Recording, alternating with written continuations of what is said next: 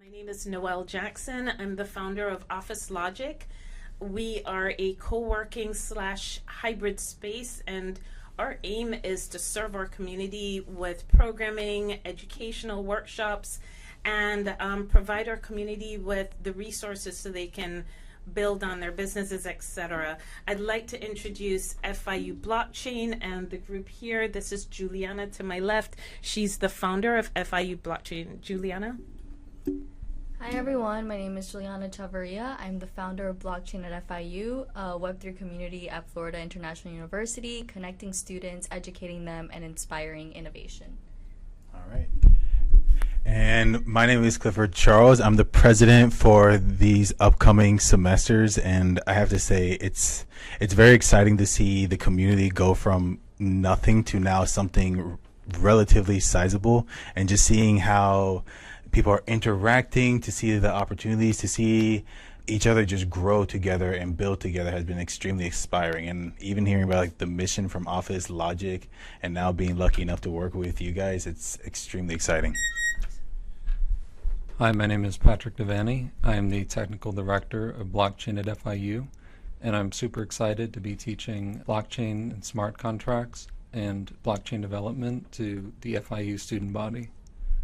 So guys, the first question is, what is blockchain and how does it differ from traditional databases? Yeah.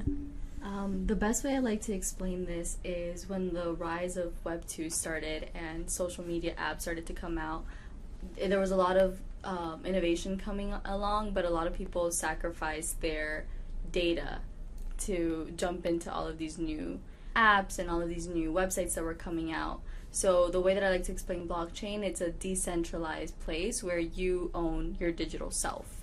So that's the main thing that I would explain it. It's just a decentralized technology that allows you to own your digital self, as opposed to Web 2, where you're basically giving up a lot of your privacy, a lot of your data, in order to be able to use these apps that exist and these websites.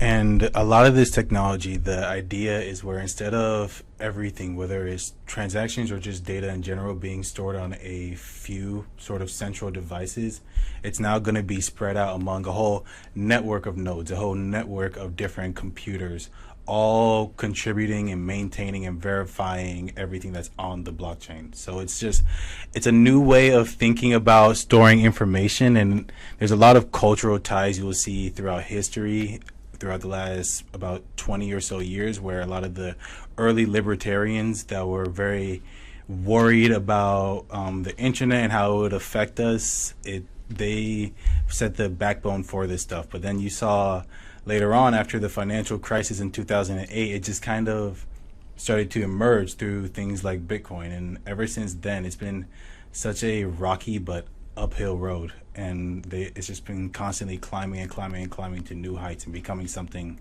almost unprecedented today. Awesome.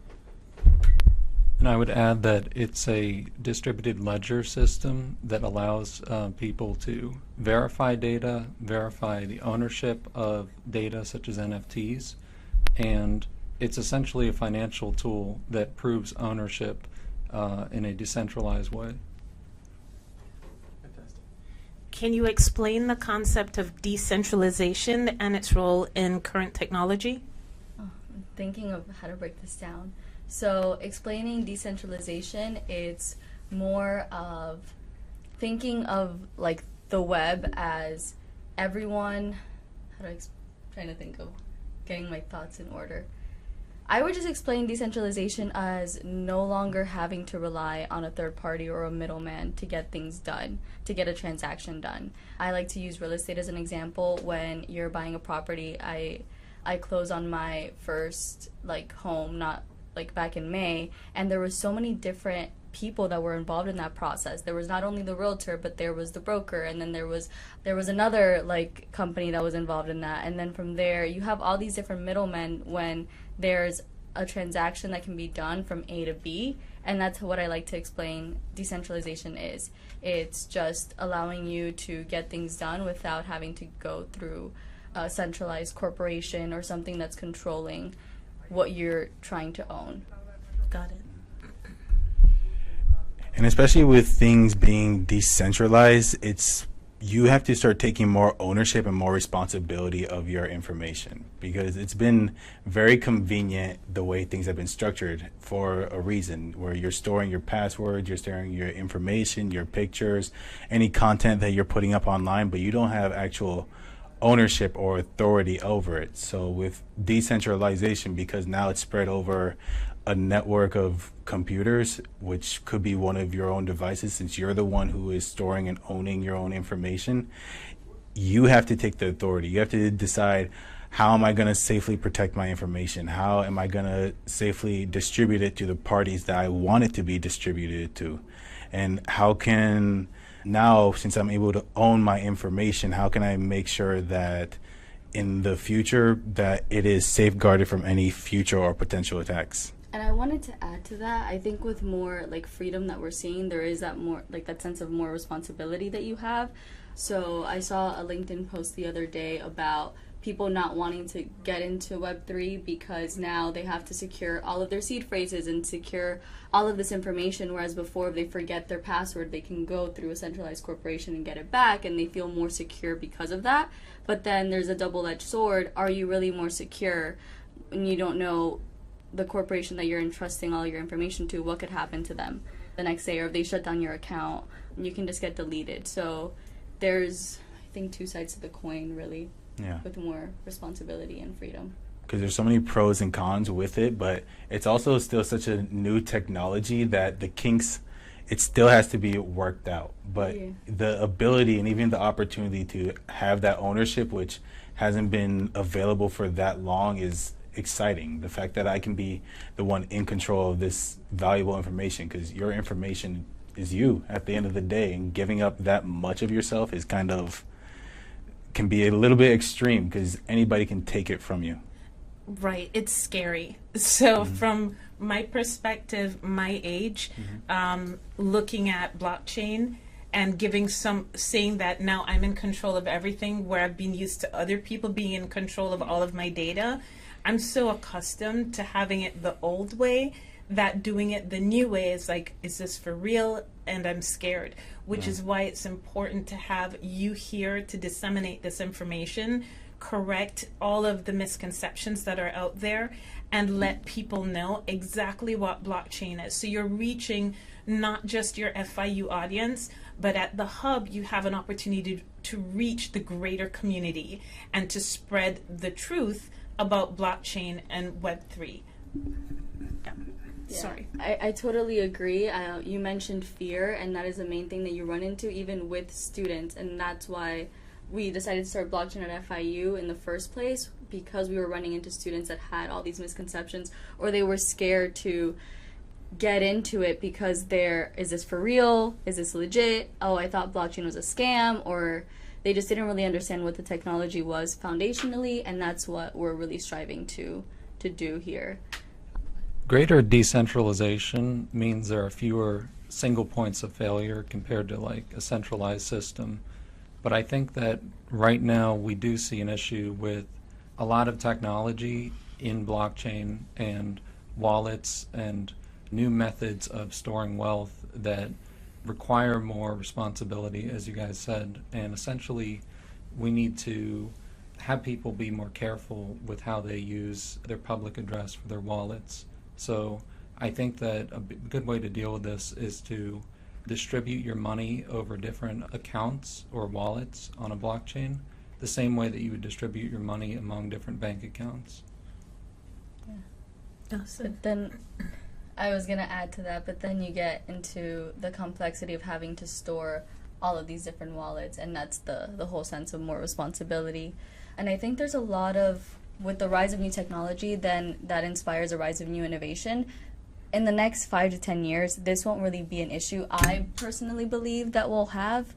I don't think I think someone or like an organization is going to come up with a solution to facilitate this and have the onboarding from Web 2 to Web 3 be seamless.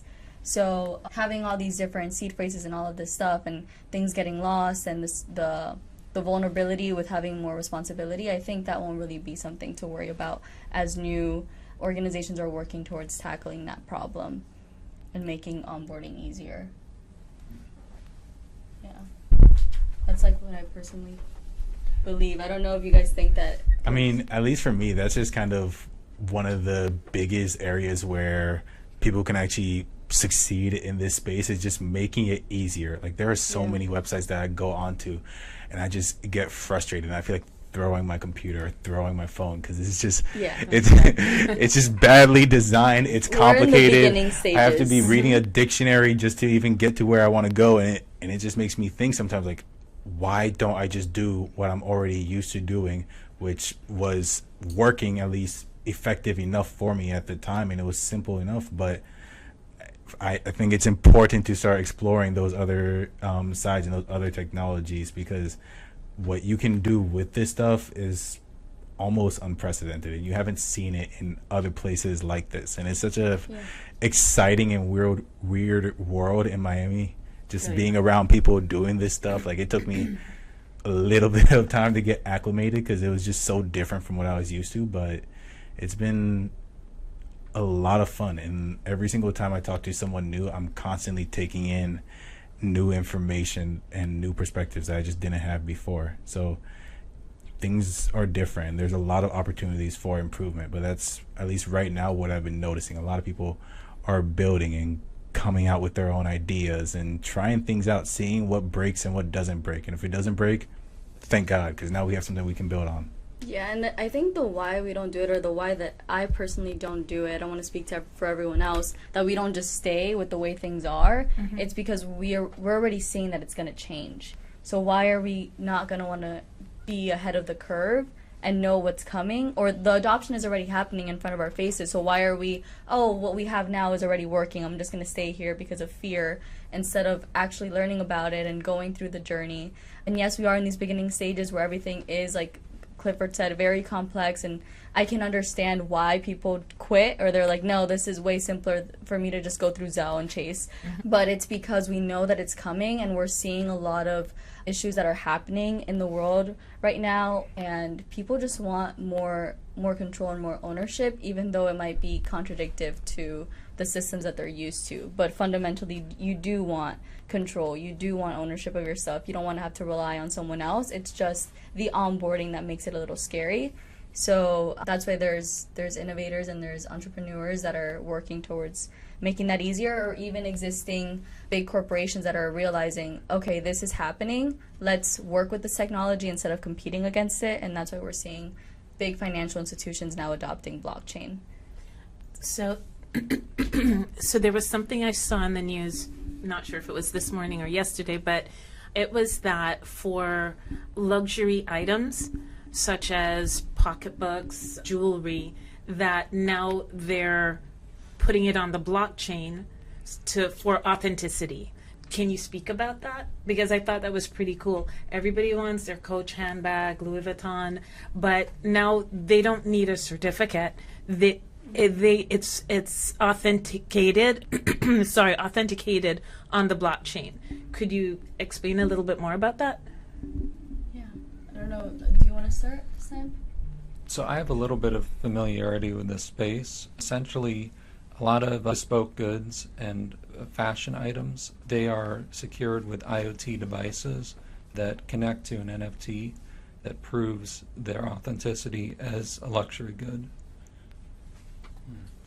And that's happening it was the first time I'm hearing about it, but it's the first time that I'm hearing about it, but it's very interesting because now how do I verify this information? I go on the blockchain, I look up a number, it tells me that it's valued at this much. Does it end up holding the value longer because of this? And is the item associated with the NFT and then the NFT is associated with blockchain? Because I didn't read the article, but if I had to assume, it would be mostly just for record keeping, because with fashion items, there are so many counterfeits out there. Like, I remember even sometimes where in the past I used to buy and sell a lot of sneakers on my own, and often enough, like, I would go through the pictures, I would zoom in, try to make sure the details line up, that the stitching is correct and everything, and sometimes it's a really good fake. It's like you need that verification. And for putting it into luxury items, I've seen other companies, for instance, like Walmart, where they will tag their food and they'll make sure that each and every step that, let's say, a can of corn will take throughout its life cycle to get from the farm to the shelf, it's recorded and it's secured on the blockchain. Because in 2015, they were having experiments trying to trace the origins back of where their food was from. And it would take them about, let's say, about 7-8 days to be able to eventually figure out the source.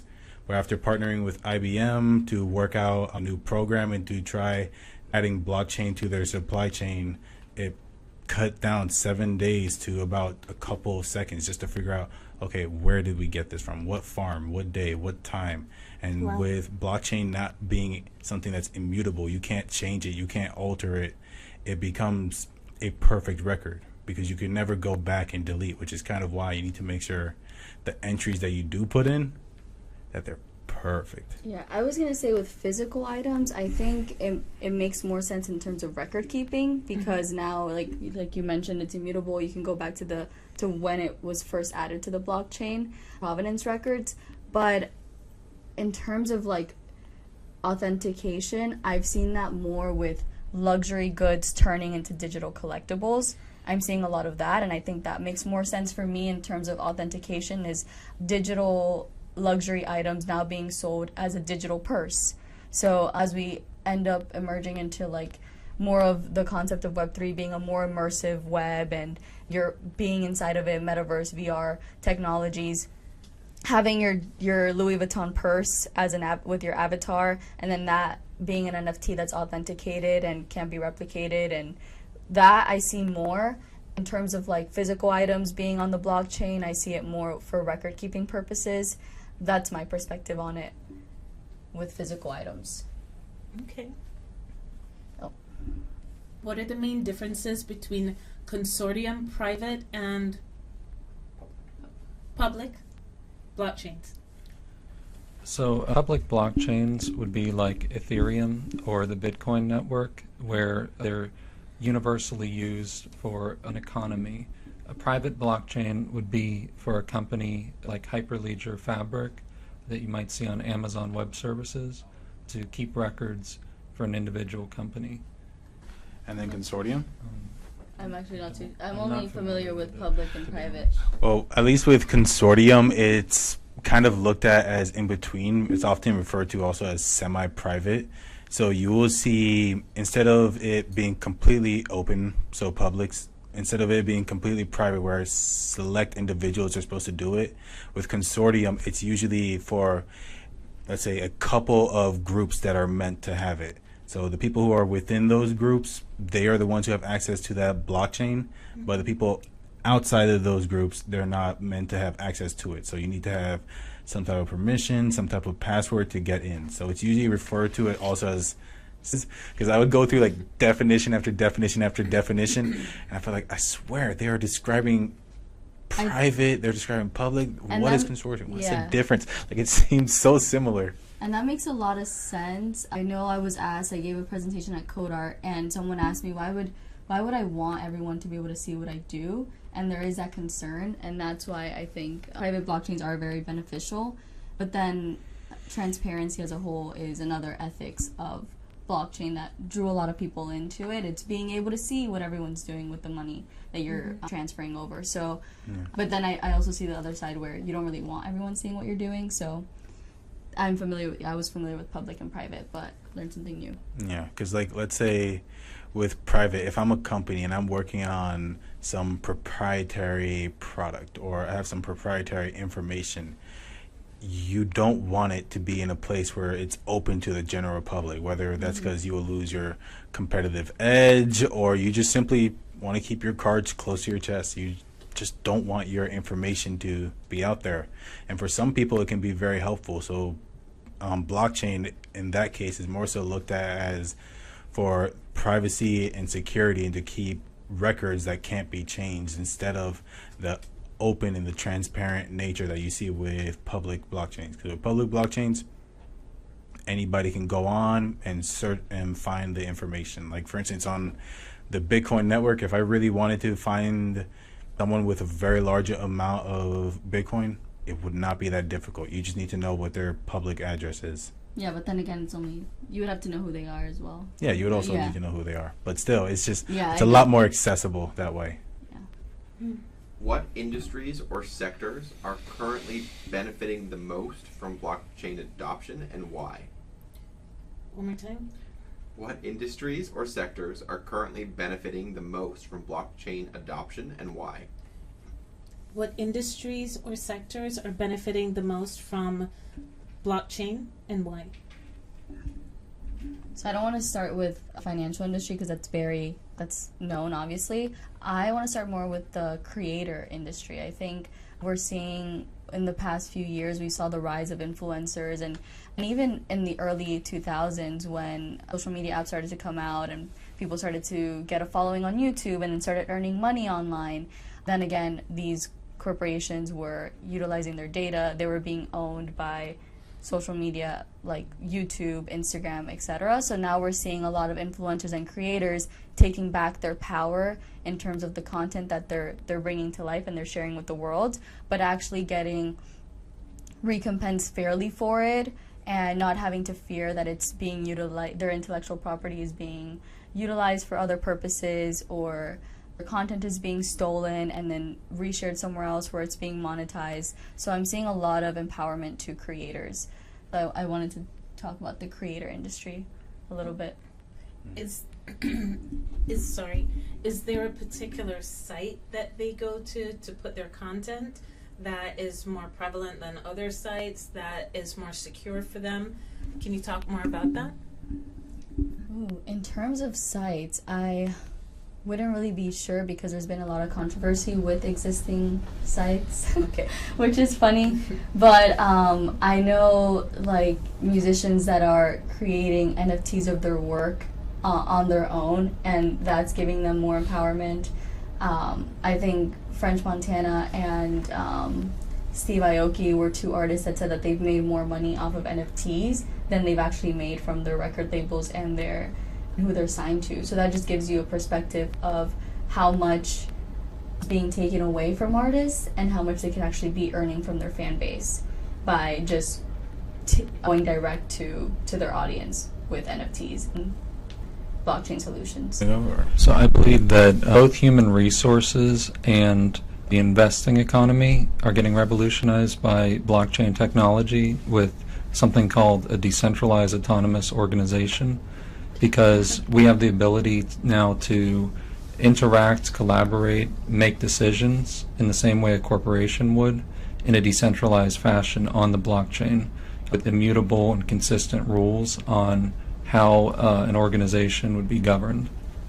You also see some real world examples starting to be implemented. Like one of my favorite ones is De Beers, the diamond company, where often with diamonds, where they're being sourced from and how they get transported, it often has a lot of controversy just because of the working conditions, and you just truly don't know the source of your diamond. You don't really know where they're coming from, and sometimes it can be hard to tell if they're legitimate. So what they did is that they had 100 high value diamonds that they were tracking on the blockchain, and the advantage of this that they noticed was that it was a lot easier to see not only the origin but the life cycle that it took throughout its logistics network to get from point A to point B, so in the jewelry stores.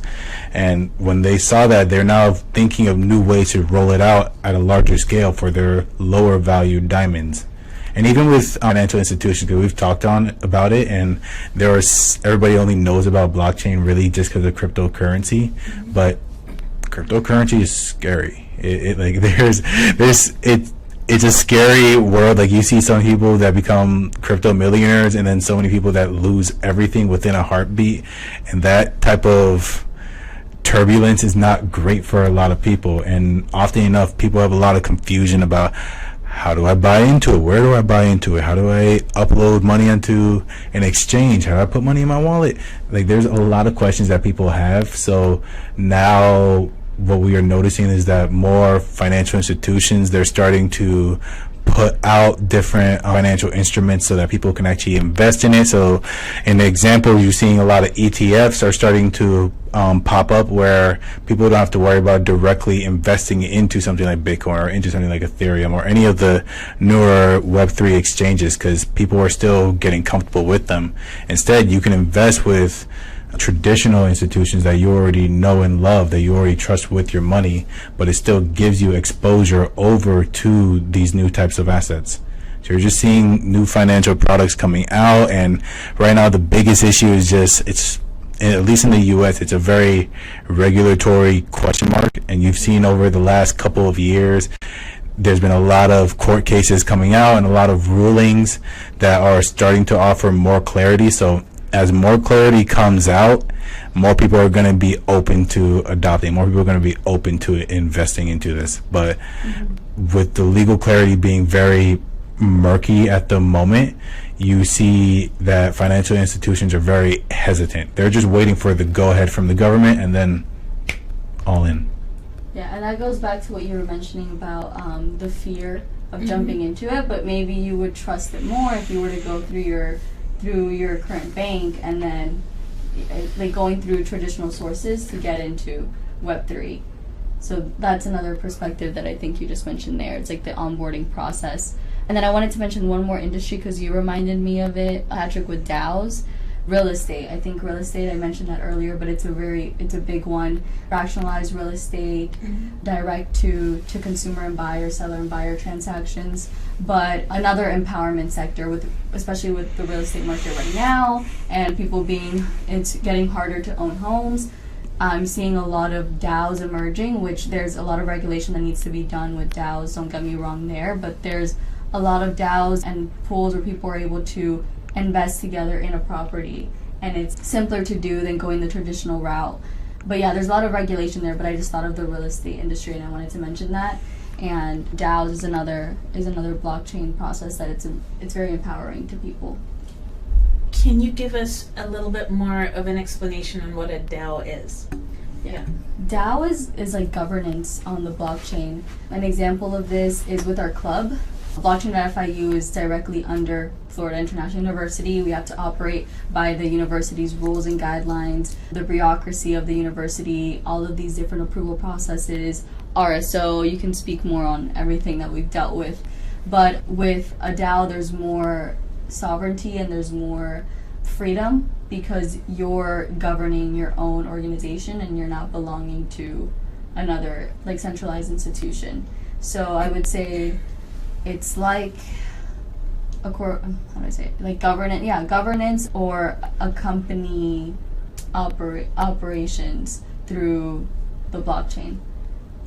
And also the members of the DAO have partial ownership of it. So it's as if the customers, let's say for a company, like the customers are also the shareholders themselves. So everybody has slight ownership. So as the DAO starts to do better and better and better, everybody gets to share in that pot and the reward. And you have a say in the direction. So as Juliana was saying about governance. Like with our club, if we were a DAO, and there's already a DAO that we're a part of called College DAO. It houses multiple blockchain clubs across different universities, and these universities are able to propose what they want with the funds that the DAO is receiving to fund student education in the blockchain space. They're able to say, I want like 10% of the funds to go towards putting together more conferences for students or putting together X amount of events a year.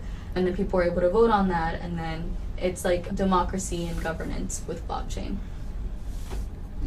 So you use that and apply it to real estate.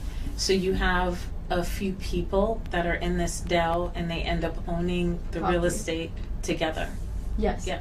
And they're able to vote on what they want. Sorry, they're able to vote on what they want to be done with the property, what they want the property to be used for, in a way that everyone gets a say that's contributed and is part of it, and is a shareholder, like Clifford mentioned. And they usually accomplish the voting and shareholding mechanism with something called a governance token for a DAO. So you have tokens, like they're called ERC20 tokens on Ethereum. But we're familiar with tokens like Ether and Bitcoin, and the Solana token.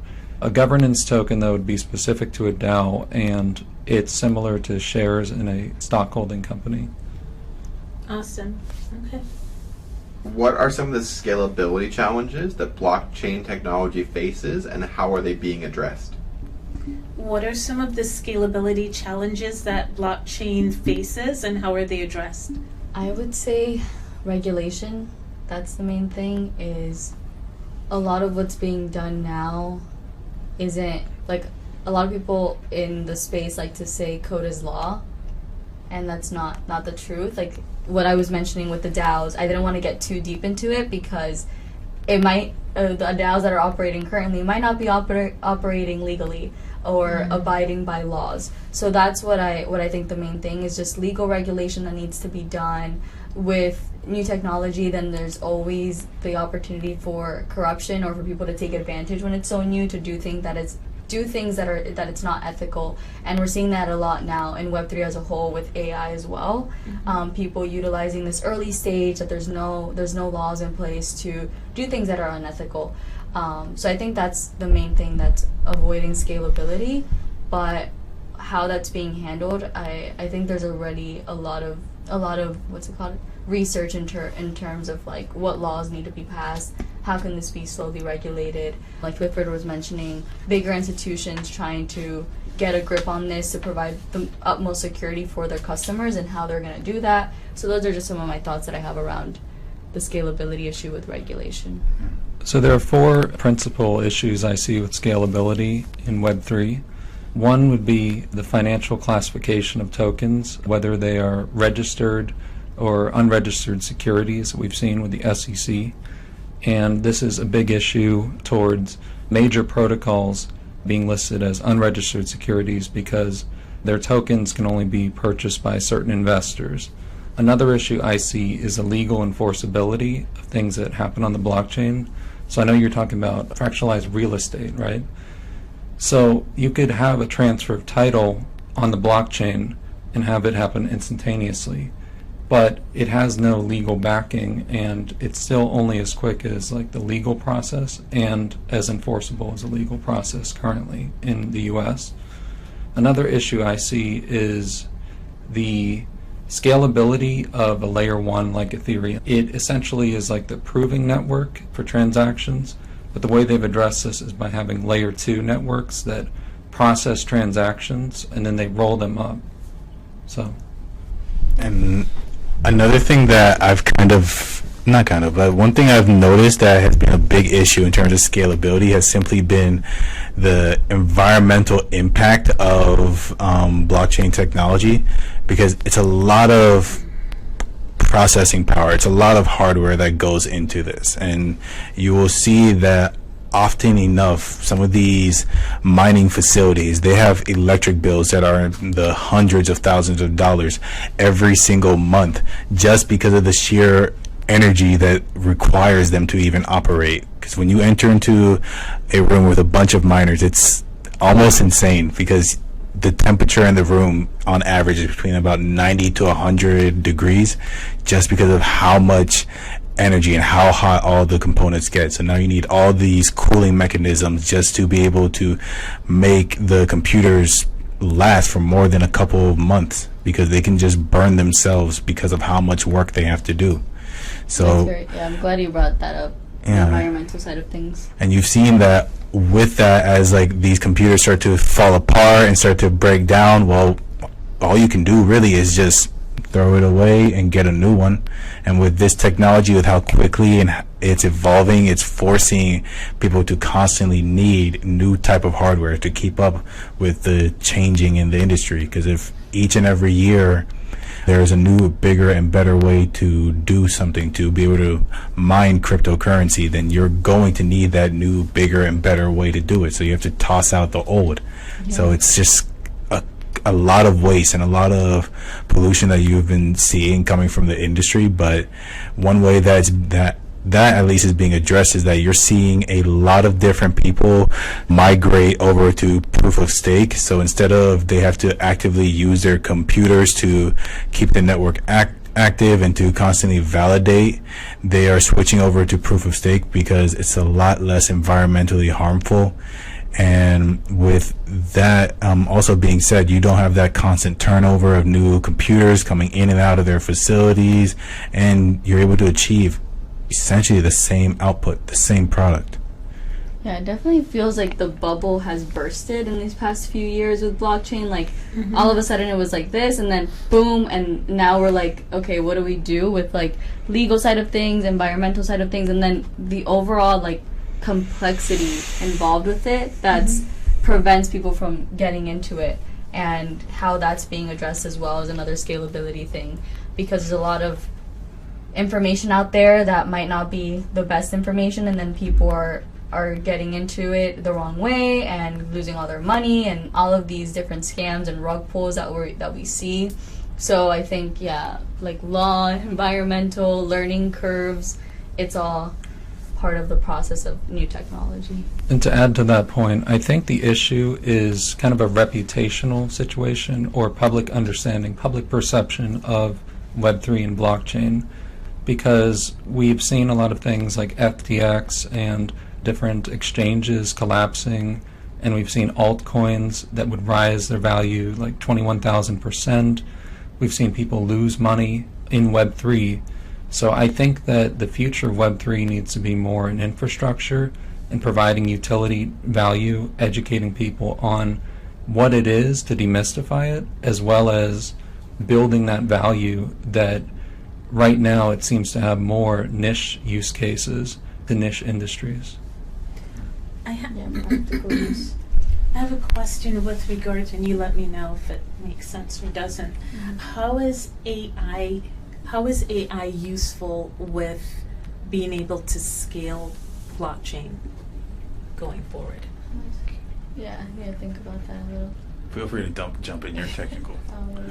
I think would it be helpful in terms of developing, like getting some weight off of the actual developers and engineers by developing a lot of these smart contracts and things quicker and I think with decentralized large language models, as they get better and more accurate and reduce hallucinations, they will be able to audit smart contracts and provide more security with new smart contracts. And I also think that we're seeing a mutualism between blockchain and AI, where there are AI use cases that can be served by blockchain, like the training of large language models being proven, having the provenance secured by blockchain. I've seen use cases where people have made LLMs that allow you to trade rather than the user interface that you traditionally have on like decentralized exchanges. So those are a couple of use cases. Yeah, the main thing, that's the first thing that came to mind, is like working hand in hand with lifting a lot of that weight that does go into coding. And then you brought up a good point, is assisting with trading and investing and stuff. That's what Okay. What are some emerging trends and innovations in the blockchain space that listeners should be aware of? These are so long. One more time. What are some emerging trends and innovations in the blockchain space that listeners should be aware of? What are some of the emerging trends in the blockchain space that our listeners should be aware of? Yeah, sure. So what I've noticed is that, especially in the last couple of years, you've been seeing a lot more private blockchains appear, because a lot of companies want to try out and experiment and even see how does this technology even fit into our business model. So especially during those phases of research and development, you don't want to have all of your new findings or any preliminary information that you are currently gathering together, just testing out different ideas to see if it could or couldn't work. You want to keep that to yourself. And I've noticed for also storing information, because we said that the immutability and how it can save information and share information is kind of the cornerstones of blockchain technology. You're also seeing it starting to be implemented into the healthcare systems with keeping track of people's medical records, because there's a lot of records and a lot of private data that these health companies are using and have to constantly monitor and control. So if there are ways that you can store this information without it getting altered, then it will be a huge cost saving and would also save them from a lot of potential liabilities in the future of losing or having altered information on different clients who are going through the system. Okay. Yeah, I like that you mentioned healthcare. I was in Colombia, my family's from Colombia, and a lot of these third world countries, everything that they store from health, medical records to property documents, it's all by hand, and it's like usually kept in like a folder, and it's for like hundreds and thousands of people. That's the way we used to do things. Yeah, I know, that's what, yeah, blockchain is a digital ledger. But what I'm saying is, that is a trend that I'm seeing is there's actually laws being passed in Colombia right now to start transferring everything over on the blockchain, so the record keeping cannot be lost, and you can go back and it's not on a sheet of paper that can disintegrate. It's actually on the digital ledger. So yeah, that's one thing that I wanted to mention. And there was another trend that just slipped my mind that I was going to talk about after. What, just adding to that, I mean, and this is personal experience, so I have, you know, aunts and uncles, and they're all getting older, and I'm from Jamaica, and I called my sister, and I was like, we need to get birth certificates for Aunt Olga and Uncle Joe, and she was like, it's going to take me a week. And she's like, I go down there, I wait. And then I go down there again and I wait. And so everything is so manual. If we could get these governments and countries to switch to blockchain, now we've moved them from, you know, where they are into the future. So there is a lot that can be done to improve in third world countries the processes that they're currently going through and being able to keep those records and data safe. Yeah. It came back to me when I was gonna mention. How did it just slip away? I was gonna mention. What was I gonna mention right now?